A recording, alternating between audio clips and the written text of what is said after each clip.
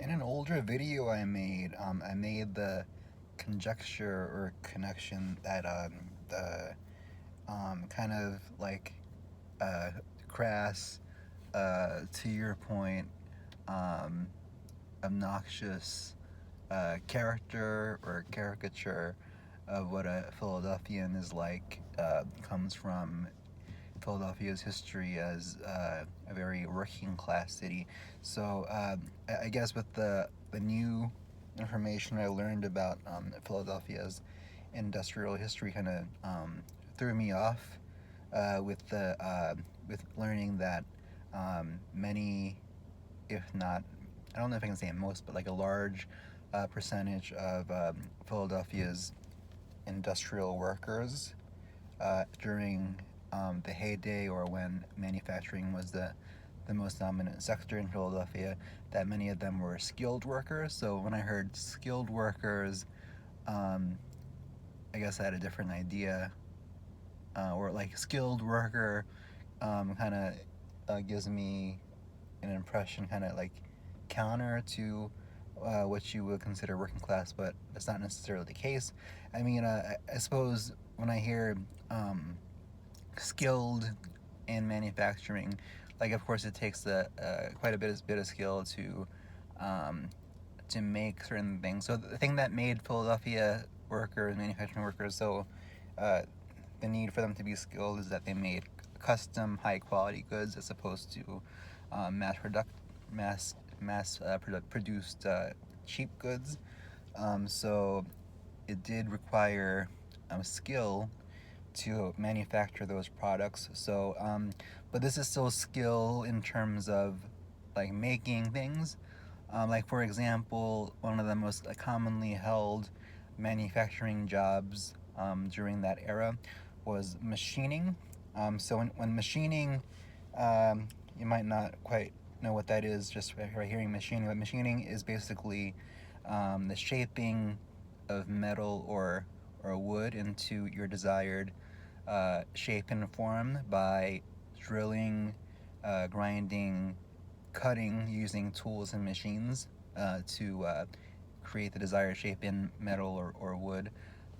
So you have these machines that you would use to either like grind or cut or shape uh, metal into certain shapes and forms. And that was one of the common jobs at that time, and that you can imagine that it takes a bit of skill to do a good job with that. So, but still, um, so with the skilled workers, you would probably be able to make more money than if you were unskilled. And there was a demand for that type of skilled labor. But in the book that I'm reading by Penn Professor Walter Licht, Getting Work in Philadelphia from 1830 to 1950, many so being a skilled worker uh, doesn't necessarily mean being highly educated either. Um, so um, so people became skilled by going into apprenticeships from other skilled workers, or there's various ways people got apprenticeships through employers or unions, um, and yep. So apprenticeships and on-the-job training allow people to get skilled, and it's not necessarily when you think skilled worker today, doesn't necessarily mean highly educated. Which is to say, like um, being not highly educated makes somebody like uh, rough around the edges or crass. But so that was um, the skilled workforce in Philadelphia during that time had to do with those kind of skills. And then there were also like those skilled jobs were particularly held by either American-born white workers, white male workers, or immigrants from Britain or Germany. And Germany had a long tradition of apprenticeships and skilled workers. So many when they came over, they came from that kind of tradition.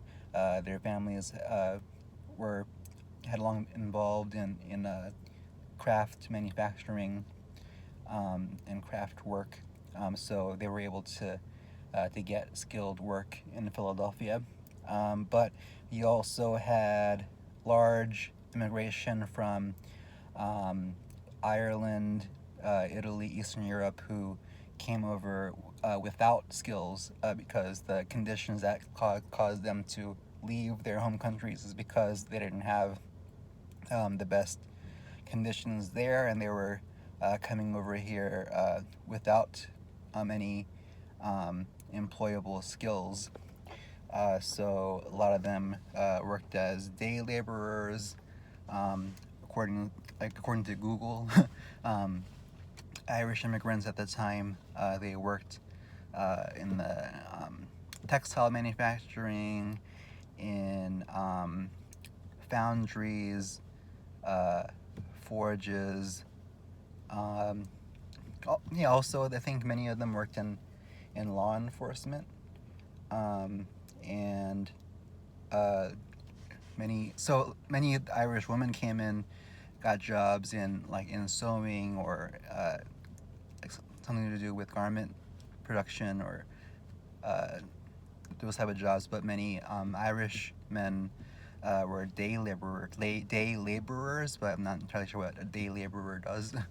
And many Italian immigrants, they got jobs in hosiery manufacturing.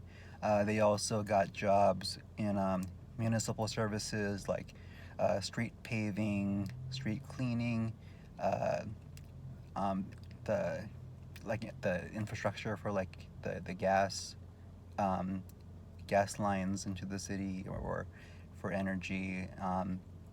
So city jobs by the city government because of Italian immigrants who became uh, city politicians during that time. Um, so, and then that leaves um the immigration or migration of many black people from the South during the Great Migration, particularly during World War I, World War II. They came because companies or factories were hiring because many workers were fighting overseas, and then there was a need for more production for war-related goods. So those conditions allowed some black people to get jobs when normally it would be barred or discriminated against from being able to get those jobs.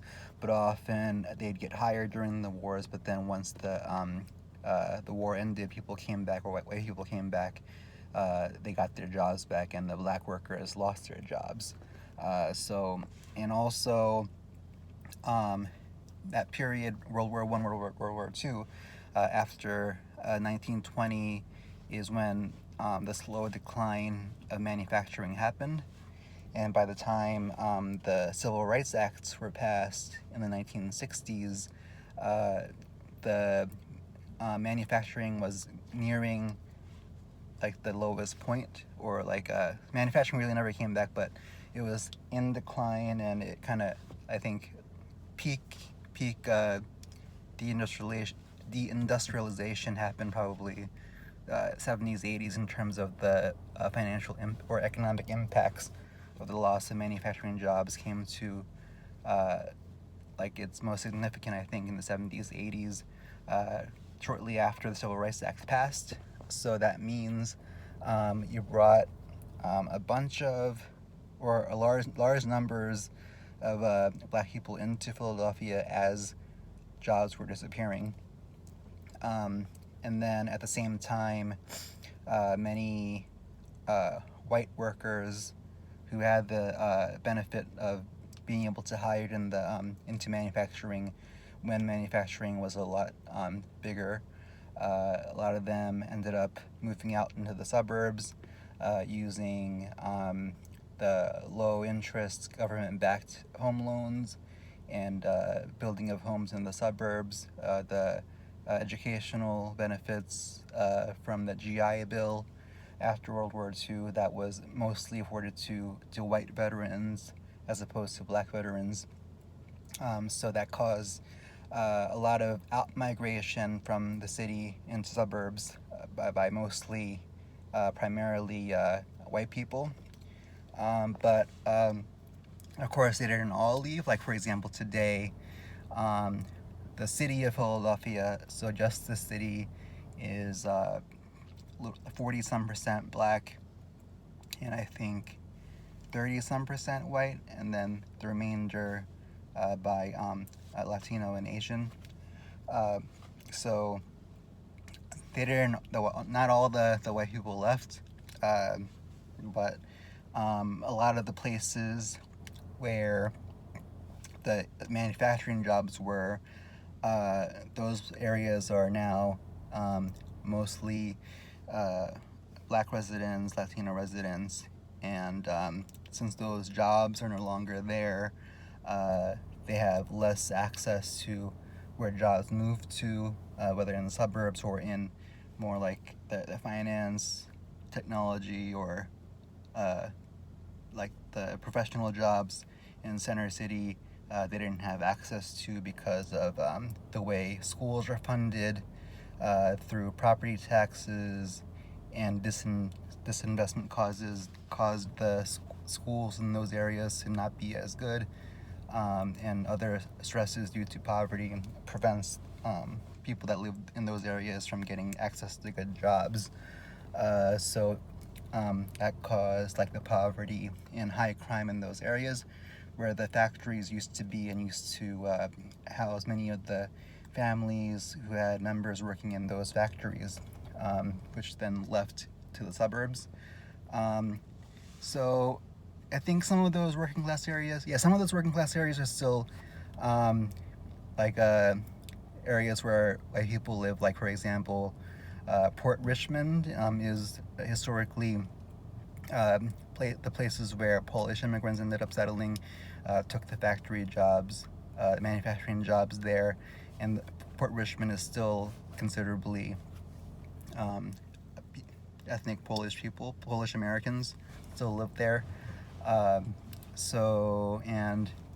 South Philadelphia has, for a period historically, well, it's been diverse, but it also has been um, a place where there was a lot of Italian immigrants living there.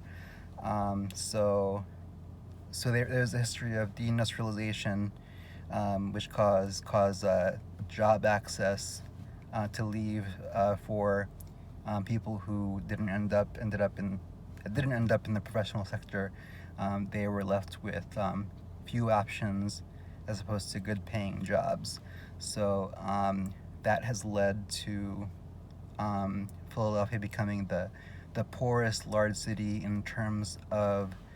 um, in terms of the lowest median income and highest poverty rate among large cities. But that doesn't mean Philadelphia has no opportunities, as there's a strong healthcare and education sector in Philadelphia. Some of those may be like low skill jobs, like in the hospital. If you're like a hospital janitor, cleaner, there are low skill jobs in those areas. But then like you have the professional jobs, which are doctors, nurses, as also a large sector of employment in Philadelphia, as well as in academia and the colleges. And so when we say education sector, you're talking about both higher education in the colleges, but also the local public schools also are considered into the education sector. And there's also a growing life sciences, biotechnology sector as well. But again, that's a high skill job that may be inaccessible to poorer residents. But I think there's efforts to get people trained into those kind of jobs, biomanufacturing, if it's a job that doesn't require necessarily like a college degree. I think there are jobs like that out there. But so that contributed to uh, the conditions of people living in Philadelphia. So there's diversity in socioeconomic of people who live here. There are like the people living in downtown Center City, probably more higher income, and there's like a gentrification of some of the neighborhoods like Fishtown, Northern Liberties, and parts of South Philadelphia. So there's high income people living in Philadelphia, but many neighborhoods are low income. So I think maybe that the working class associated characteristics like being loud, crass, or similar adjectives has maybe more to do with hardship that comes from having to struggle to make enough money to survive.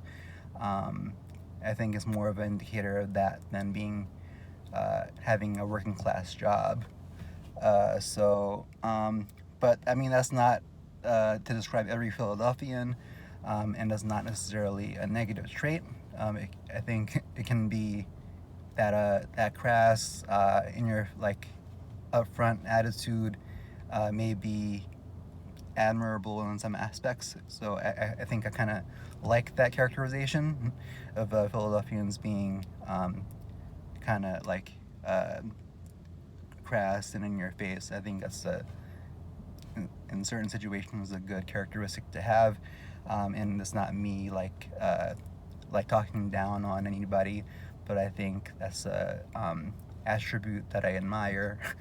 I laugh because it might sound silly, but I think it is an admirable trait in some sense, and I think that characterization of Philly makes me proud to be living in the Philadelphia area. But again, that's not to say that all Philadelphians are that way, but maybe the stereotype comes from that history.